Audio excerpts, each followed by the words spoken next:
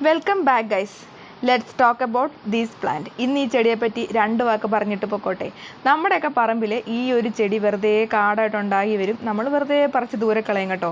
ഇപ്പോൾ ഈ അടുത്ത കാലത്ത് ഞാൻ ഈ ചെടിയെപ്പറ്റി ഒന്ന് വായിക്കാനിട വന്നു. അപ്പോഴാണ് ഇതിൻ്റെ ഗുണങ്ങൾ അറിയപ്പെടുന്നത്. മലയാളികൾ ഇതിനെ അതുപോലെ യൂസ് ചെയ്യുന്നുണ്ടോ എന്ന് നമുക്കറിയത്തില്ല കേട്ടോ. നമ്മുടെ ഇവിടെ ഒന്നും അങ്ങനെ യൂസ് ചെയ്യാറില്ല. ഇതുപോലെ നമ്മൾ കാടായിട്ട് കിടക്കുന്നിടത്തൊന്ന് പറിച്ച് കളയുവാണ്. ഇവിടെ ഇതിനെ മലയാളത്തിൽ കണ്ടവനെ കുത്തി എന്ന് പറയും. അതായത് വഴിയെ പോകുന്നതിൻ്റെയൊക്കെ കുത്തും. അതായത് ഇതിൻ്റെ ഒരു വിത്ത് നമ്മുടെ ദേഹത്തൊക്കെ ഇങ്ങനെ പറ്റിയിരിക്കും. അത് വെറുതെ അല്ല, അതിൻ്റെ പ്രൊപ്പഗേഷൻ അങ്ങനെയാണ് കേട്ടോ.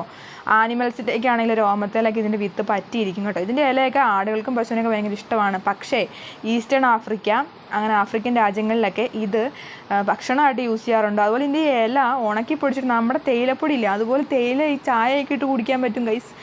എനിക്കൊന്നും അറിയത്തില്ലായിരുന്നു, പക്ഷെ നമ്മുടെ ഇവിടെ ഒന്നും അങ്ങനെ യൂസ് ചെയ്യാറില്ല. അതിനെപ്പറ്റിയൊക്കെ അന്വേഷിച്ചിട്ട് യൂസ് ചെയ്യാൻ ആഗ്രഹമുള്ളവർക്ക് യൂസ് ചെയ്യാൻ കേട്ടോ. അപ്പോൾ ഇതിൻ്റെ പൂവ് ബൊക്കയൊക്കെ ഉണ്ടാക്കാൻ, ഒരു മിനി ബൊക്കെ ഉണ്ടാക്കാനായിട്ടൊക്കെ കുഞ്ഞിനെ നമ്മൾ കഞ്ഞിങ്കറിയൊക്കെ കളിക്കുമ്പോഴേക്ക് എടുക്കുമായിരുന്നു കേട്ടോ.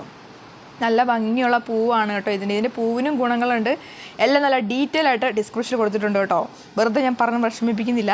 ഇതാണ് ഇതിൻ്റെ വിത്ത് കേട്ടോ. ഇതാണ് നമ്മുടെ ദേഹത്ത് ഇങ്ങനെ പറ്റി പിടിച്ചിരിക്കും കേട്ടോ. വീഡിയോയിൽ ലാസ്റ്റ് ഞാൻ കാണിച്ചു തരാം. വീഡിയോ ഫുള്ളായിട്ട് കാണണം.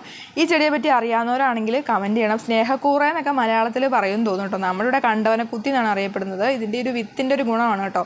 സ്പാനിഷ് നീഡിൽസ്, അതുപോലെ തന്നെ ബൈഡൻ സ്പിലോസ, ഇതൊക്കെയാണ് ഇതിൻ്റെ മറ്റ് പേരുകൾ കേട്ടോ. കോബ്ലസ് പെഗ് എന്നൊക്കെ അറിയപ്പെടുന്നുണ്ട്. എന്തൊക്കെയോ കാരണങ്ങൾ കൊണ്ടാണ് ഇതിനിങ്ങനെ ഒരു പേര് വന്നേക്കുന്നത്. എന്തായാലും ഇത്രയും ഗുണങ്ങളുള്ള ചെടി നമ്മുടെ വീടുമുറ്റത്ത് അല്ലെങ്കിൽ പറമ്പിലൊക്കെ ഉണ്ടായിരുന്നു എന്ന് അറിഞ്ഞപ്പോൾ എനിക്ക് നിങ്ങളെ കൂടെ അറിയിക്കാനായിട്ട് തോന്നി.